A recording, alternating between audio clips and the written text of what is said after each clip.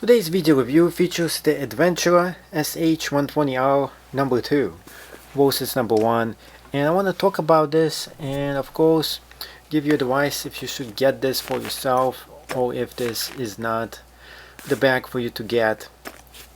And this is a different format than I usually use for my video reviews, but it's all about the bag, so we're going to be focusing on that.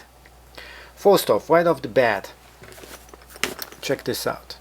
It's not one of the best bags out there, and if you put it the wrong way, look what happens to it.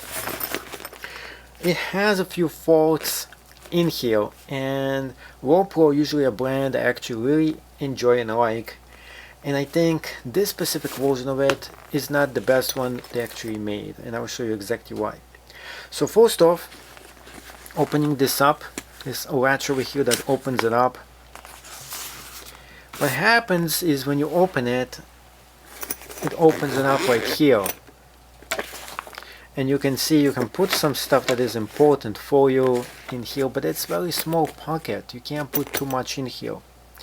The biggest issue is the way it opens. The way it's designed, if you put this on your front of you and you're backpacking, it is more secure for your camera in case of a thief trying to break in here. They're going to be opening this up. This is why it's designed this way. But I really dislike this design. They open this up and they open it and they get this. Steal whatever is in here. So in some ways, for those kind of uses, it's good. Most of the time, this is not going to happen. And it's just going to get extremely annoying, because the only way for you to open this is to latch the back. Also, the zipper is not the best. See, it's a little bit harder to move this,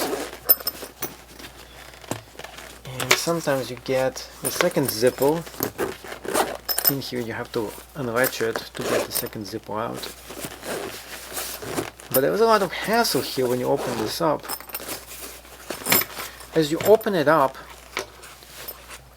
second thing, its inability to stand and lay on itself, just because of the way this is designed. You see the W here, kind of like a W sign or a U. Somehow it doesn't balance it well. On the inside pocket, you can put some stuff in here. You also get a place you can put your memory card, which I don't trust those pockets to put memory card into. I guess you can put it right here if you really desire to. And you have the strap that is attached to it. You also have two different compartments in here. If you want, you can make it a one. Have to do is just to take this out. This is what is inside here. You can latch this in a different way. I don't like this flipper over here, which is super annoying. Usually you don't get flipper. Let's put this back in. So if you're okay with the design limitations of the bag, which are pretty much a negative in my opinion, you can use this to put in a tripod in one of the places, and you can put the camera in another one right here. Now this fits great in an M camera, which is kind of small, but anything bigger, full-size DSLR, is going to be pretty hard for you to stick this in. So this is a small camera with a small bag, and you have a miniature tripod all that goes in here, giving you everything you need. And now that you put everything in, as you can see how this thing really changes. The reason it doesn't zip well is because of this, by the way.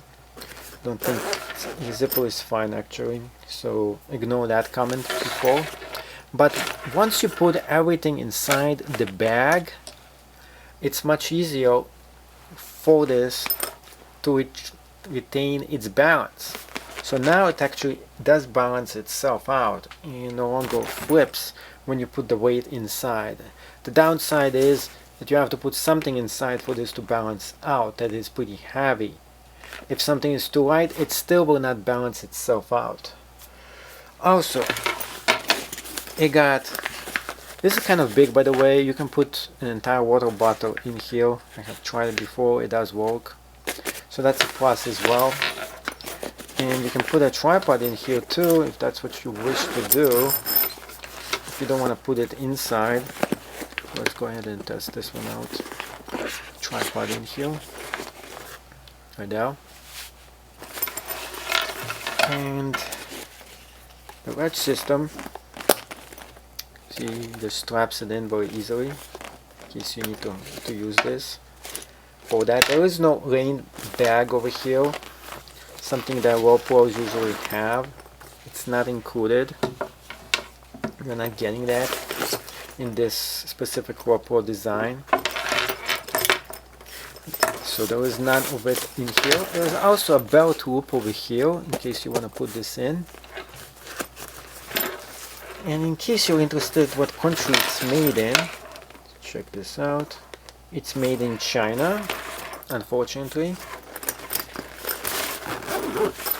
And it also has one more annoying feature. It's this right here. Just the design. Not my favorite kind of it for it, but it is decent.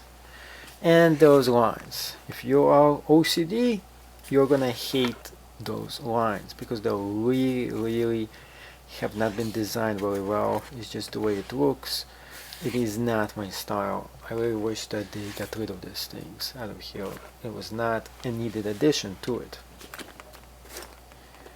Other than that, apart from the small issues we have with this bag, it is quite decent for what it is. It does have ample storage for small things in case that's what you need to do. In terms of how good it's made, it's kind of tough. Not the most toughest Lowepros out there, but it's very decent. A lot of protection for your products. Overall, I don't really recommend this specific design. I recommend Lowepro bags in general, just not this specific model. I do believe this is a fluke. They made a mistake. This whole entire thing, some people just were saying online they would rather just cut this whole thing off. It just ruins the whole style, and I agree with that.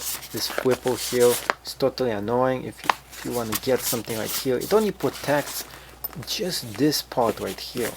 That's all it does. It just closes it up and makes it just a hassle to get in here, and I see no point whatsoever in this bag.